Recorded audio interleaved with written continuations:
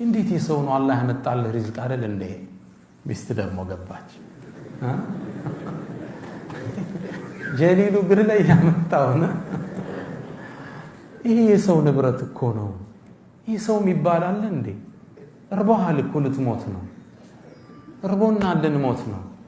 ሰው ሲቸግረው ሐራምስ መጠጣት ይፈቀድለት?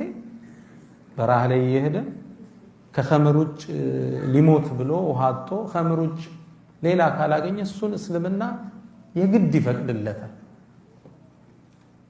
ልትሞት እኮ ነው። ለአንተማ ሐላል እኮ ነው ይሄ። እንዴ ትንሽ ዘገና አድርግና ህይወታችንን ለውጠው ነው። በጭራሽ አላት 50 ዓመት ሙሉ ሆዴ ሐራም ሳላስገባ በ86 ዓመት ሆዴ ላስገባ ነው። ሉባባ ጥያቄው እንዳታነሸው አለ። አይደለም ማንሳት ለልጆች ለሰው ብትናገሪ እኔና አንቺ አብረን አንኖርም። ይሄን አቋሜ ነው እቅ ያላት። አቋማቸውን ታቅ ነበር። ደንግጣ እሷም ስብስብ አለች። ታዲያ ምን እናድርግ? ልውጣና እስኪ ሰውየውን ልፈልገው፣ ካገኘሁት ባይሆን ያገኘሁበትን የሆነ ድርሻዬን እወስዳለሁ። እሷም ተስማማች። አቡ ጊያት ሰውየውን ፍለጋ ወደ ካዕባ ወጣ። ኢማም አጠበሪ ወጣት ሆኖ ታሪኩን ይነግሩናል። አንዴ አንድ ሰው መካ ውስጥ ካዕባ ጥግ ቆመ። የኹራሳን ሰው ነው።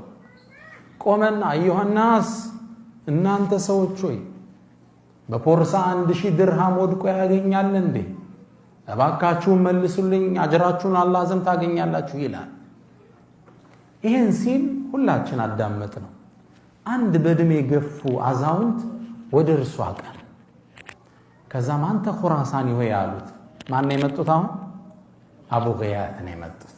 ሰውየውን አገኙ። አንተ ኹራሳኒ ሆይ ወርቅ ጠፋ እንዴ? አዎ። 1000 ድርሃም? አዎ። ታዲያ እኛ እኮ የመካ ሰዎች ቀሊሉ ዘርዒ እኛ እኮ ወቀሊሉ ዘርዒ አዝርዕታና መርት ታውቀዋለህ። እርሻን ዘራ፣ ደረቅ ነው መሬታችን፣ ዝናብ አናገኝ። ከብቶች ደግሞ አልበን የምንጠጣው የለም። ወቀሊሉ ልመዋሲሚ ደግሞ ሐጅና ዑምራ በዓመት 2 አንዴ ነው የሚመጡልን። በዛ ነው ከሰው የምንጠቀመው። ስለዚህ ምናልባት ያገኘው ሰው ችግረኛ ሊሆን ስለሚችል 1/10ኛውን እሰጣለሁ ብለህ እኮ ብትናገር አምጥቶ ሊሰጥ ይችላል።